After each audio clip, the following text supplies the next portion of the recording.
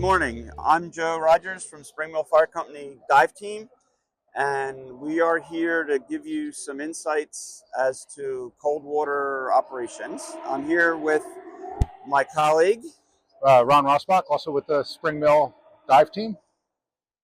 And we're going to be assisted this morning by Natalie Hoepp from Whitemarsh Boat Club Safety Committee. All right, thank you. We're going to go over some basic points, kind of background on what the issues are with cold water operations, and then some ideas and suggestions for things that you can mitigate the risk. So, Ron, why don't you start off? Sure. So just some considerations for going into cold water. And by cold water, we're really talking about anything that's below 70 degrees, which sounds really warm. But as the water gets colder, it's very different than being in temperate water. So even if you're a strong swimmer and normally don't have any problem dunking into the water, if you hit water that is significantly colder than the air, your ability to take care of yourself is diminished pretty rapidly. So we're going to talk about some considerations, for that, and some things that you can think about doing that will improve your ability to handle being immersed in cold water, and also maybe some things as a rowing club to start to take advantage of. What are the issues with cold water operations? The real goal here is to stay out of the water, because then you don't have to worry about those issues. You can layer up and be comfortable and safe in the air, but if you happen to get immersed in the water, then things change drastically. If the water is below 98.6, which is your body temperature, then you're going to start losing heat from your body to the water. And what may not be apparent or obvious is in the water, you lose body heat almost 25 times faster than you do in the air. So it is really a significant issue to be contended with. So a couple of things that you can think about doing is in the off season, the kind of the shoulder season, the water temperature has fallen below 60 degrees really, or where the combination of the air and the water temperature falls below 90 degrees, is take some extra steps to ensure that you can stay warm if you get into the water. As a rower, you want to try to obviously think about things that you can do to stay warm, but still are not going to be restrictive for your rowing. But then there's some additional precautions that are probably useful to think about for the coxswains on the boat and the launch crew, so that they can act as rescuers in the event that there's an issue. Because again, your ability to self-rescue when you hit cold water gets significantly diminished. So these are some things that we have taken in our training for swiftwater rescue operations, and things to be considered and what may happen to victims when they're in the water. So what generally happens is when you first enter cold water abruptly, your body has an involuntary reaction and you gasp or inhale a big breath. So if you're in the water, under the water, that's not a good thing. If you're on the surface, at least you're getting air, but your breathing becomes really hard to control, and it may take you several minutes to actually get your breathing under control. And in that time, the only thing that you can think about is getting your breathing under control. So you're not working on trying to get out of the situation. And then you start to hyperventilate. Your blood pressure goes up. You start to get cognitive impairment or confusion. And all this time you're trying to figure out, what am I going to do? What we get taught in our training is you basically have 10 minutes of purposeful movement that you can use to self-rescue yourself. So you've got those first 10 minutes to get out of the situation that you're in. After that, things get progressively and rapidly more difficult for you to do. Hypothermia sets in. Your body starts cooling down. When that happens, you get more degeneration in your ability to breathe, to move. Coordination gets difficult. You can't really swim very well. Eventually, keeping your head out of the water becomes difficult. So you need to have some kind of emergency action very rapidly in that first initial 10 minutes of hitting the water. If you're in the water longer than that, your body temperature, core body temperature, starts dropping. And it only takes a few degrees of core body temperature drop to really become problematic. And all of these impairments that I've been talking about get progressively worse as your body core temperature drops. So Joe mentioned some of the effects of getting into cold water. Just to put it in perspective, what cold water means, here we're off the Hines Rowing Center at the beginning of March. The water temperature today is 43 degrees. If you look at the historical temperatures from the U.S. Geological Survey that measured in the river, the water temperature is usually below 50 around 6 months out of the year. So generally between October through March, your water temperature is pretty consistently at 50 degrees or below, which is cold.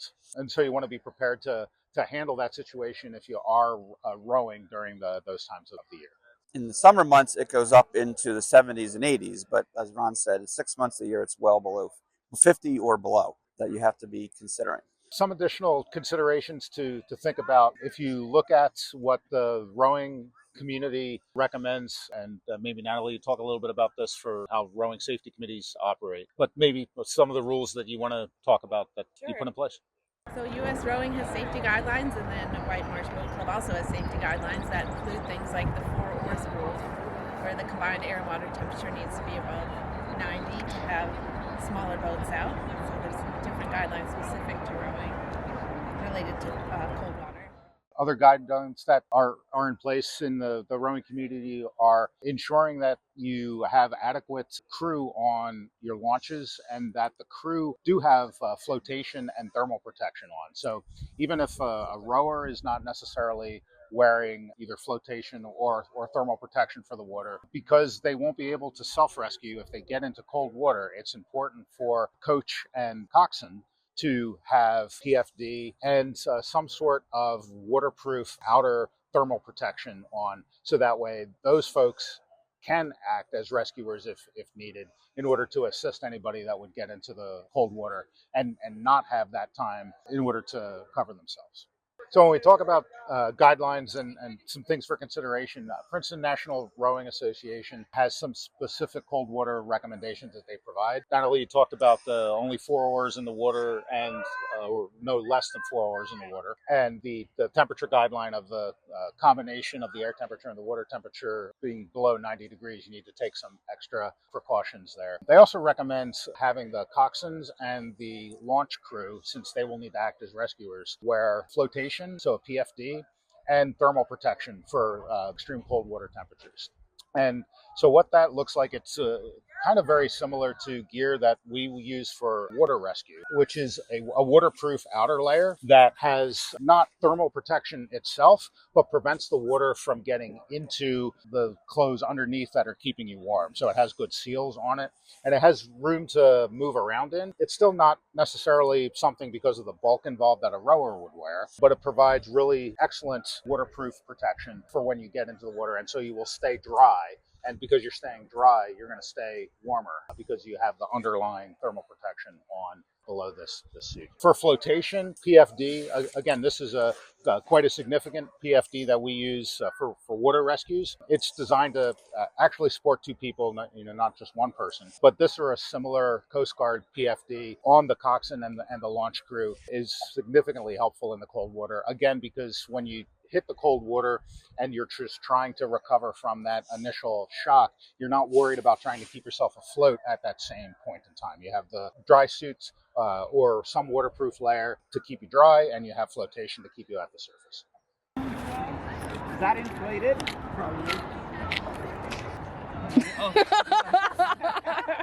Great model safety, Dave. Great model safety. So from a rower's standpoint, a PFD can be challenging to find because it needs to not impede your rowing. But there are a few options out there, including, as we talked about earlier, if you go in the water and you don't have the presence of the mind to inflate your PFD, there are some that have foam in them and are thinner. So this is one that, even though it's foam, the back is very thin and the front is as well. And so this makes it a little easier to row. The front also comes up a little bit higher, so it might be more manageable for hands. I'm going to show you what it looks like on. So this is how it is on.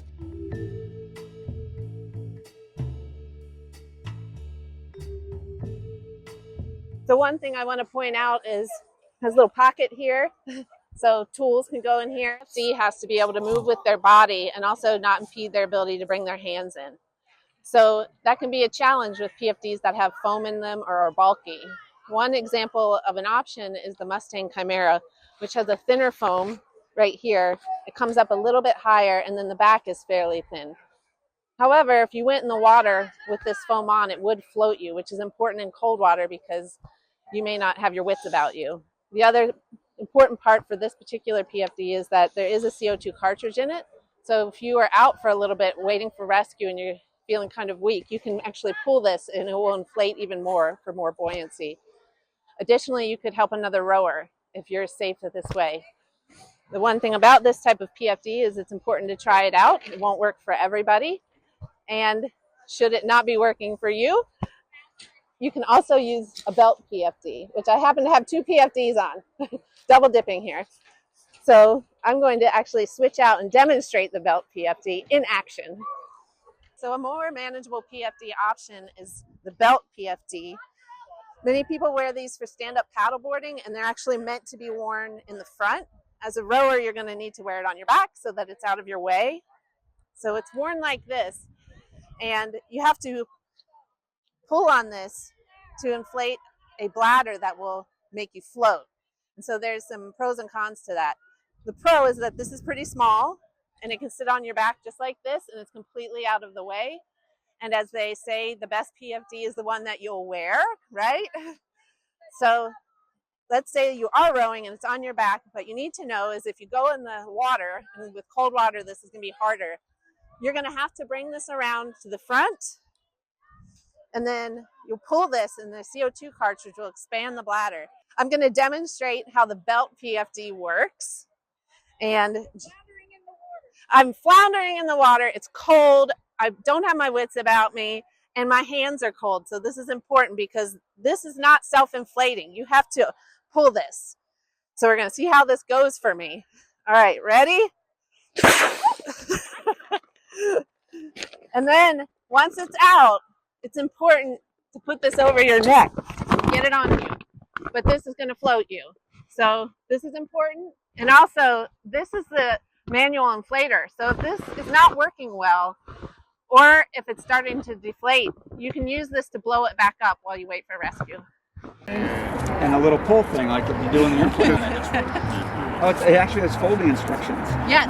Nice. So feel. All right, so some things for the coaches and to talk about or consider with your crews are, to have some sort of an emergency action plan for if something goes wrong and one of your boats or your kids ends up in the water. Where are you going to evac them to get them to safety? You should have on your boats PFDs for the people. How many people can you fit really in the launch with the coaches? Obviously, there's people already in the launch, so how many people can you rescue? Obviously, the most important consideration is the safety of the rowers, the kids. So you need to make sure that that's foremost in your mind. Understanding these rowing boats are expensive.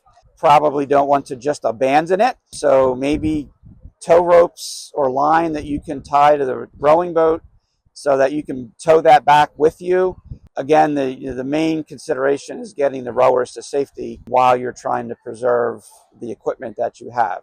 And an additional consideration, we've talked a lot about how to try to stay warm in the water, but then like Joe was saying, let's assume you've gone in the water and now you're wet and in cold air. So the long ride that you may have back, maybe be thinking about how would we be prepared to try to keep wet people warm in the launches during the ride back, or at least start to get them warmed up so that you're not incurring hypothermia on the surface after you've gotten out of the water and you're already wet. Okay, so to summarize, we've hopefully provided a lot of useful information, and we're going to make that available on the Hines Rowing Center website. And then you can review this to remind yourself of things, or if there's something that didn't quite come across in a way you understand, there'll be the information there for that. But some key takeaway points. The most important thing that you can do is not go in the water. I didn't say don't go on the water. I said don't go in the water. Dress in layers. The standard rules, no cotton fabrics that are not going to help keep you warm. Dress in layers, obviously you're rowing, so you're working, so you're not going to have a big heavy coat on, but you want to, what you're wearing, do it in layers to help protect you both in the air and if the unfortunate happens and you end up in the water, to help keep you warm. If you're in the coxswain boat or coach's boat, you want to make sure that you're protecting yourself. We don't want you to become another victim while you're trying to rescue somebody, because that just makes two victims and it makes the situation more than doubly worse. Ron talked about dry suits for those people as a way to keep you dry. If you're in the water, that will help keep you warm. You won't have the issues with losing the body heat as quickly. Wear a PFD so that you're staying up and out of the water, so that you're able to help the person that you're trying to help. Consider for the rowers, consider wearing a PFD, something like what Natalie modeled. Again, you've only got a few minutes when you hit the water to really self-rescue yourself. Keep the coaching boats close to the rowers. Certainly don't go out alone rowing, because then you are completely 100% on your own. You may be several kilometers away from the rowing center. How are you going to get back? Even if you're rescued by a coaching boat, you still got quite a bit of a trip in order to get back to the rowing center. You should look at alternative sites where you could get in touch with EMS and have a rendezvous so that you don't have to take the whole trip. I mean, if, you know, from where we are here at Hines Rowing Center, if you happen to be all the way down at the VFW post in Lower Merion, that's quite a bit of a ride to get back to here. You might be better off stopping there, having EMS meet you there, and get your rower to help that way. So these are all things you need to consider. Where you are in the river, what's the best way to get your rower to safety. If you get in the water, get yourself or get help to get out of the water and get dry and try to warm up. They make these, portable battery-operated hand warmers. You might want to consider some of those in the coach's boat. You can put them, the rower can hold them, put them around their body to help just generate heat in order to help them get warmed up while you're transiting to get them to help. Please, we hope you found these tips helpful. Be safe out there rowing and enjoy your sport.